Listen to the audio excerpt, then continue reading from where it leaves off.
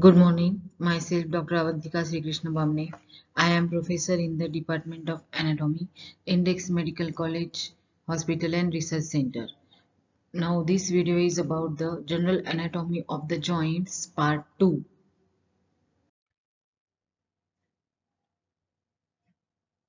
Joints. So here, how the joints they are classified as.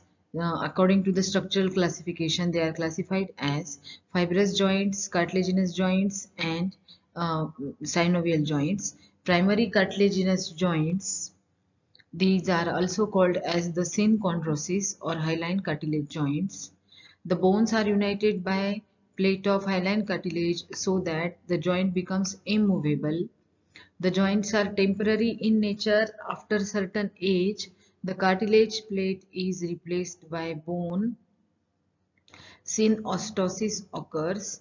The joints are temporary in nature. After certain age, the cartilage plate is replaced by bone, or that is called as the synostosis. So here bone is and bone, two bones are united by a plate of hyaline cartilage. Examples are joint between the epiphysis and diaphysis of long bone, spino-occipital type of joint, first chondrosternal type of the joint, and costochondral joints. All are the primary cartilaginous type of joint. So here is the head of femur. It is showing epiphysis and the diaphysis. Epiphyseal plate of cartilage is present, which is afterwards, after the ossification is completed, this epiphyseal plate of cartilage is converted into bone. Synostosis occurs and epiphysis completely fuses with the diaphysis. This is primary cartilaginous type of joint. Secondary cartilaginous type of joint is also called as symphysis. Fibrocartilaginous type of joint.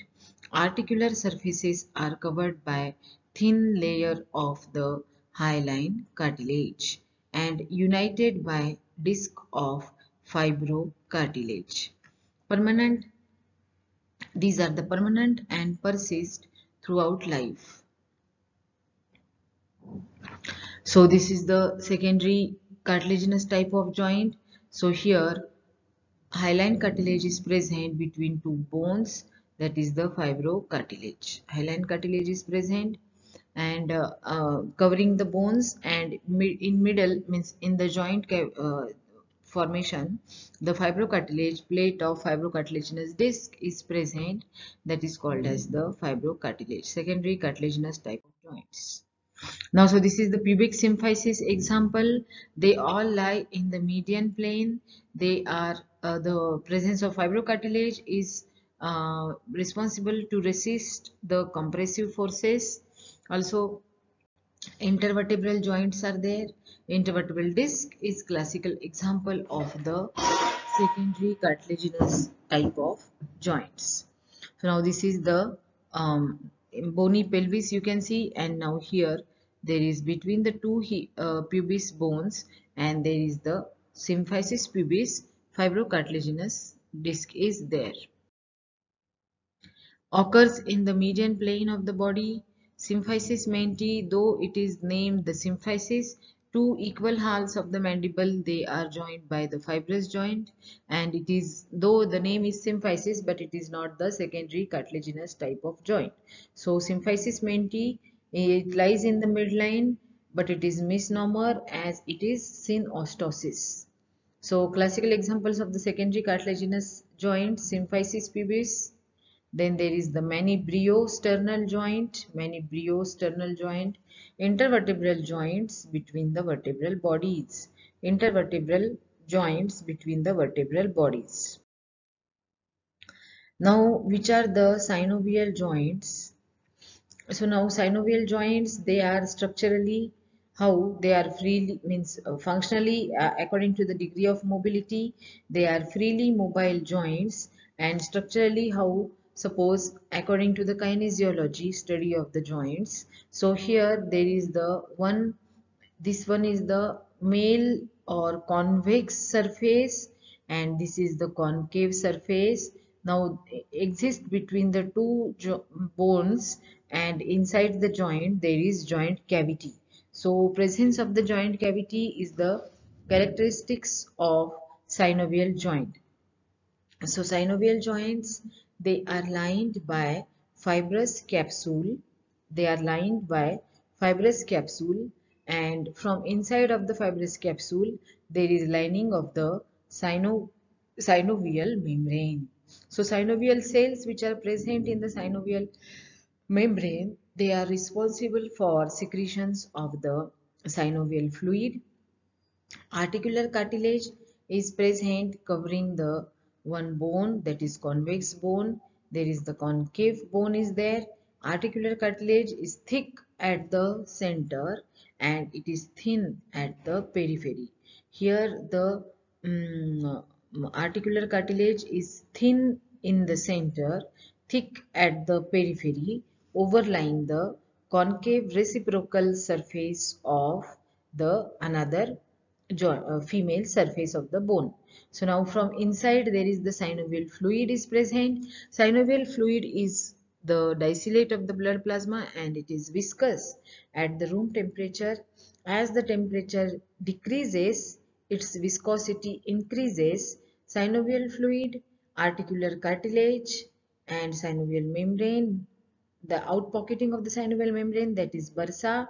So all the structures, that is the outpocketing of the synovial membrane, that is bursa, and articular cartilage and synovial fluid, they provide the lubrication and they prevent friction. So they provide the lubrication and they prevent friction in between the joints. So joint cavity, it is freely mobile. So now articular cartilage, as we know, articular cartilage is avascular and non-nervous structure. So from where it gets the nutrition? So nutrition is the cartilage gets the nutrition from the diffusion. Again it gets the nutrition from the synovial fluid, and again it gets the nutrition from the adjacent blood capillaries by diffusion. So it is a vascular structure. So what happens, and according to the structure, the articular cartilage have undulations on its surface. Articular cartilage have it is porous in nature, and so that what happens, synovial fluid that is going inside the pores, and the synovial fluids that is at the resting condition of a joint, at the resting condition, that sponge like articular cartilage absorbs the synovial fluid, and whenever there is friction is there, means at the active movement at the joint, at the time of active movements by the joint, and the synovial fluid is released from the articular cartilage. So characteristics of the synovial joint, so they are lined by the fibrous capsule. Inside of the fibrous capsule there is lining of the synovial membrane which secretes the synovial fluid.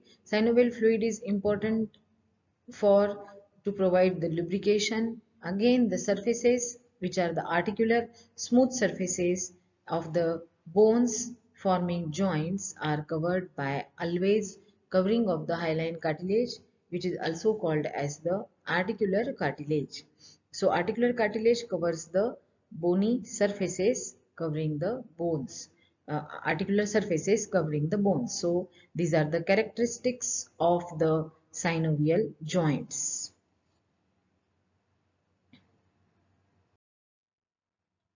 Now classification of the synovial joints. Synovial joints can be classified under the following subvarieties. Somehow 6 to 7 types of the subtypes of the synovial joints they exist, along with the examples and what type of degree of movement is taking place. So we can explain plain synovial joints.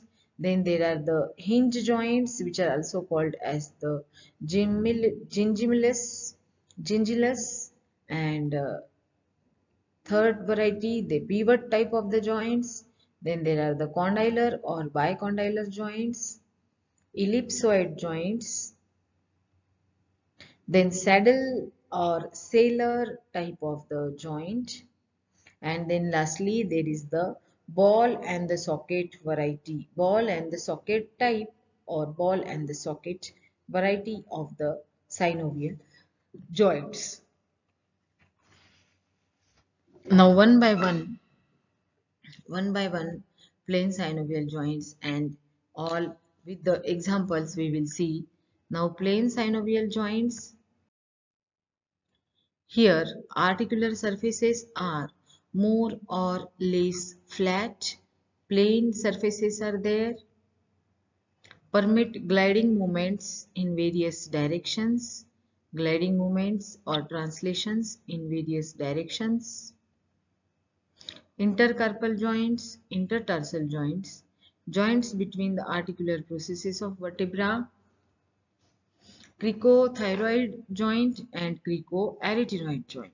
So these cricothyroid and cricoarytenoid joints, they are present in the larynx. So cricothyroid and cricoarytenoid type of the joints, they are present in the larynx. They are two, both the types they are present, and they are the plain synovial, and slight movement is possible for the movement of arytenoid cartilage, and all surrounded by the all cartilage of the larynx surrounded by muscles.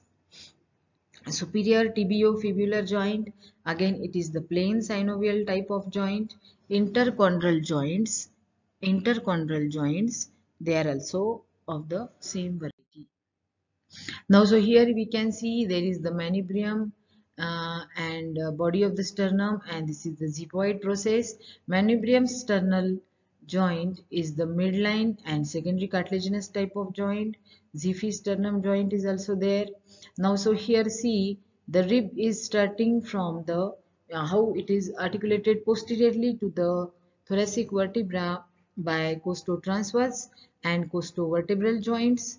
Costotransverse and costovertebral, again they are the plain synovial joints, and then how they articulated by their hyaline cartilages with the sternum. Now first chondrosternal. So from the ribs, costa means ribs. So ribs between the cartilage. Costochondral joints, they are the plain synovial joints. Chondrosternal joints are also plain synovial joints. Costochondral joints, I am sorry. So costochondral joints, they are the primary cartilaginous type of joint. Then chondrosternal. First chondrosternal is primary cartilaginous type of joint. From second onward, this chondrosternal from second to seventh, second, third, fourth, fifth, sixth, seventh. So these are the plain synovial type of joint, because during the inspiration and the expiration, so during inspiration there are the increase in the diameters of the thoracic cavity. Suppose epidiameter, transverse diameter, anteroposterior diameter and vertical diameters, they they increase during the inspiration. There are the increase in the lung volumes, and they come to the normal position by after the expiration. Expiration is the passive and elastic recoiling of the lungs, and they are responsible for expiration. Hinge joints, articular surfaces are pulley shaped. They are connected by strong collateral ligaments. Movements are permitted in the one plane around transverse axis. Movements are permitted in a one plane around transverse axis. Elbow joint, ankle joint, interphalangeal joints. Now, so in case of the hinge joints, suppose interphalangeal joint, around the transverse axis, like hinges of the door, only the flexion and extension movement is taking place. Only the flexion and the extension, only two types of the movements they are possible, flexion and the extension. So that is the pivot type of that is the interphalangeal hinge type of the joint. Now the next slide is, now this is the pivot type of the joint, and pivot are also called as the pivot, that is acting as a axis, and which is around which surrounds the another bone where there is the formation of ring. So pivot or peg surrounded by an osteoligamentous ring, that is the superior and the inferior radioulnar joint. Movements are permitted around the vertical axis. Again here only one axis is used, so that is the uniaxial type of the joint. and uniaxial type of joint around the vertical axis only, and there is the supination and the pronation. Suppose for example the movements they are taking place at the superior and inferior radio-ulnar joints. Supination and the pronation, the movement is taking place around vertical axis, and the ulna is stable and radius at the neck covered by the annular ligament, and it is the osteoligamentous ring is present. Superior and the inferior radio-ulnar joints, median atlantoaxial joint, again atlantoaxial or the no type of joint, it is atlantoaxial or no type of the joint, it is the um, atlantoaxial. Condylar or the bicondylar variety. Now here interior of the knee joint one can see now large weight bearing two massive condyles of the femur, and here are the condyles of the tibia. So both the condyles of femur and condyles of the tibia, so they are present. Now this is the half moon shape medial meniscus, this is the lateral meniscus, semicircular in shape. So lateral and the medial, so this is the lateral meniscus, this is the medial meniscus. Two menisci means they are made up of the fibrocartilage. Divide the joint cavity into two compartments. Divide the joint cavity into two compartments: upper meniscofemoral compartment, lower meniscotibial compartment. No doubt condylar joints, so it is also called as the bicondylar joint also. And flexion and the extension movement taking place at the knee joint around transverse axis, suppose, and now these are crisscross structure, cruciate ligaments are there. This cruciate ligament in a standing erect act as a vertical axis around which slight rotation of the medial condyle over the medial condyle of femur over the medial condyle of tibia occurs. Slight medial rotation occurs, and then it is the rotation is there, medial and the lateral rotation. So how during the unlocking of the knee joint and medial rotation and lateral rotation, that rotation means that is again partly occurring at the same time of flexion and the extension. So this is the condylar joint. So articular surfaces include two distinct condyles. Movements are permitted mainly in one plane around transverse axis but partly around the vertical axis. Now this is the temporomandibular joint. Red color cavity is suppose that is the articular cavity, and in between this blue color, that is the nothing but intra-articular disc, and that is called as the articular disc, or it is made up of fibrocartilage. Again it divides the joint cavity. So this complex type of joint is knee, and the temporomandibular joint is the complex joint where there is the articular disc which divides the arbitrarily divide the joint cavity of TMJ into upper meniscotemporal compartment and lower meniscomandibular compartment. So different movements taking place at these two upper and lower compartment. Complex type of joint again, and it is the condylar type of joint.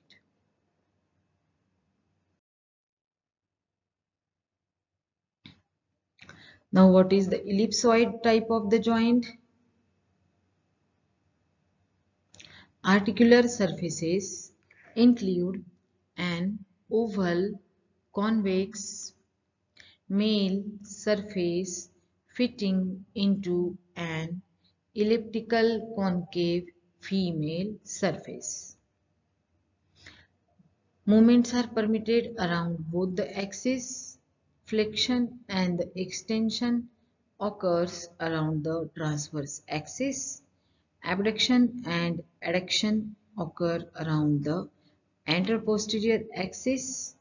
Combination of movements produces the circumduction. Combination of the movements produces the circumduction. So here suppose examples of the ellipsoid joint: There is wrist joint is the example of ellipsoid joint, and atlanto-occipital joint is the ellipsoid joint.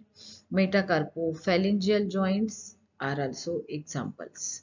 So metacarpophalangeal joints, ellipsoid joint, wrist joints, and then there is the atlanto-occipital. So all are the three examples of ellipsoid joints. So suppose in the case of wrist joint, this is flexion, this is extension, this is ulnar deviation, and this is radial deviation. So adduction and the abduction, that is abduction is also called as radial deviation at the wrist joint, and adduction is called as the ulnar deviation, which is taking place at the anteroposterior axis. Flexion and the extension is taking place around transverse axis. Movements are permitted. So it is both two axes are there. So it is biaxial joint. Two axes are there. So it is biaxial joint. Combination of the movements produces circumduction. This is the wrist joint, radiocarpal joint between the lower end of the radius and the scaphoid and the lunate. So these joints are there. Wrist joint, metacarpophalangeal joints, atlanto-occipital joints.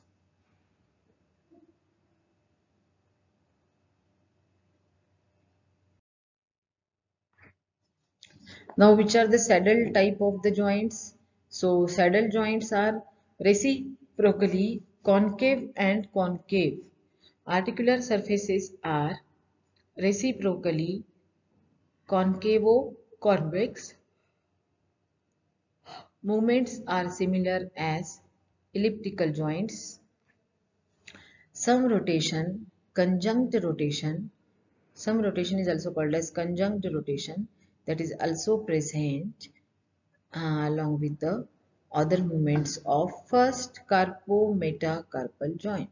So this is between the first metacarpal, that is the thumb joint, first metacarpal, and it is between the trapezium, this saddle joint or sellar joint is present. Saddle joint or sellar joint is present. First carpo-metacarpal joint, sternoclavicular joint, calcaneocuboidal joint, and incudomalleolar joint. Incudomalleolar joint. Enkidomalleolar joint, saddle type of the joint. So this is the footplate of stapes. This stapes vertebra is there. Stapes bone is there. Then this is the incus, and this is the malleus. Malleus is having head, and now here is the handle of the malleus. So enkidomalleolar and inkidostapedial. So this is the inkidostapedial. This is the inkidomalleolar saddle type of the joint. So this is the manubrium sterni. This is the manubrium sterni, and clavicle is there.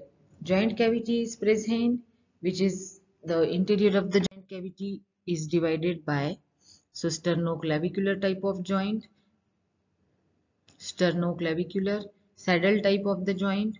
Now what is the ball and the socket type of the joint? In the ball and the socket type of joint, articular surfaces include a globular head. Articular surfaces includes a globular head, male surface fitting into cup-shaped socket or female surface. Movement occur around an indefinite number of axes. So the axis around which the movement of synovial joints taking place, the axes they are called as the degrees of freedom. So three axes are there: AP axis, transverse axis, and vertical axis.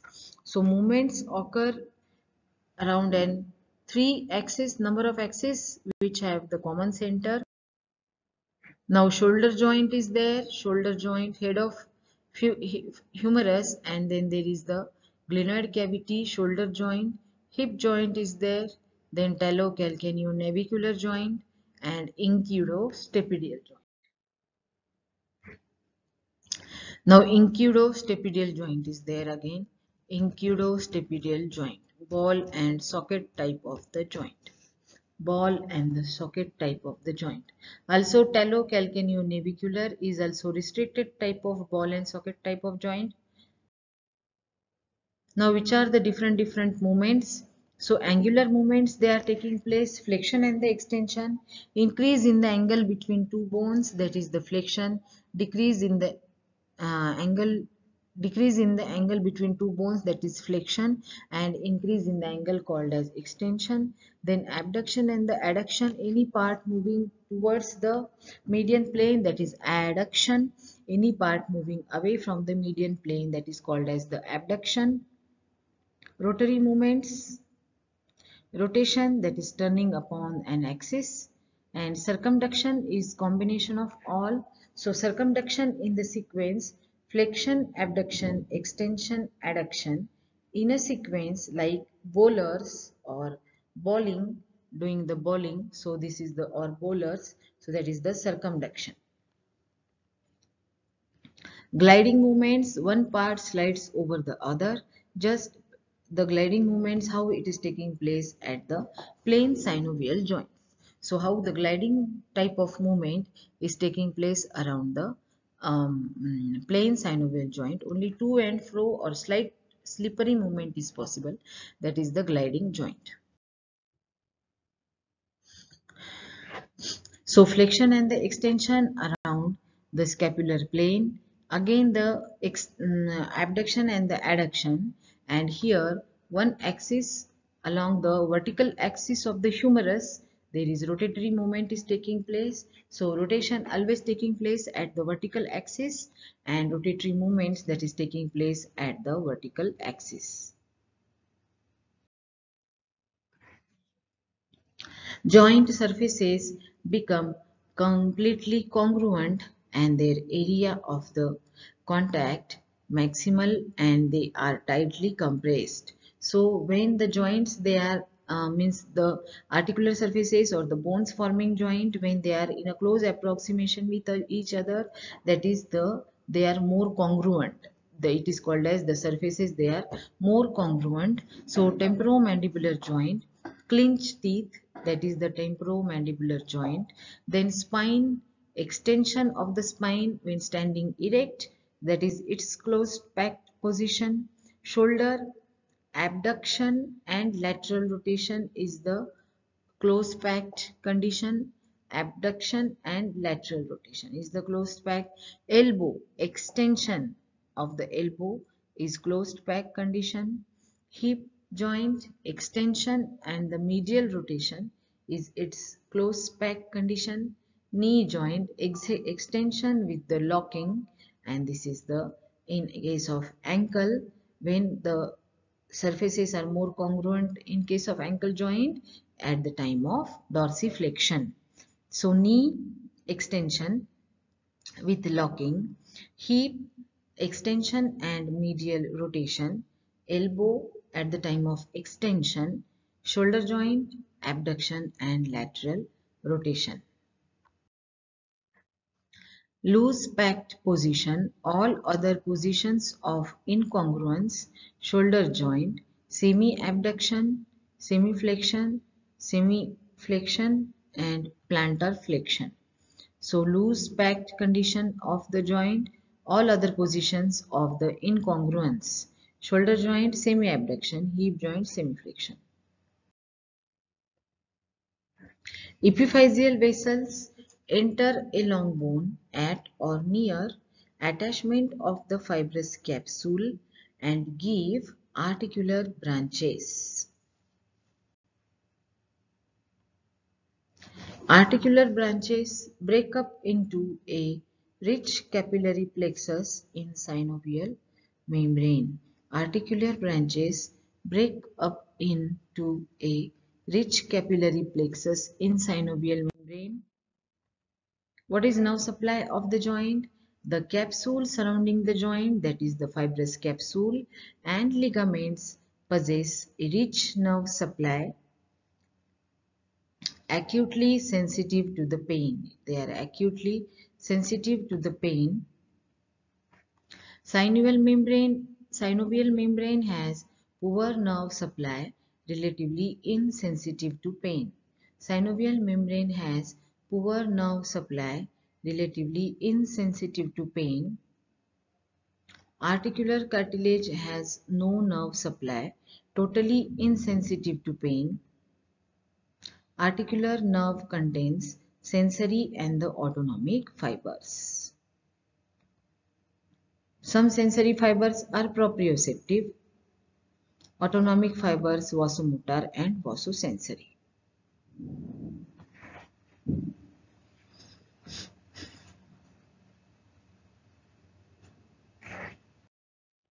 Now what is the Hilton's law? The nerves which supply joint also furnish branches to the group of muscles regulating the movements of joint and skin over the joint. Irritation of nerves in the joint disease causes reflex spasm of a muscle which fix the joint in position of greatest comfort.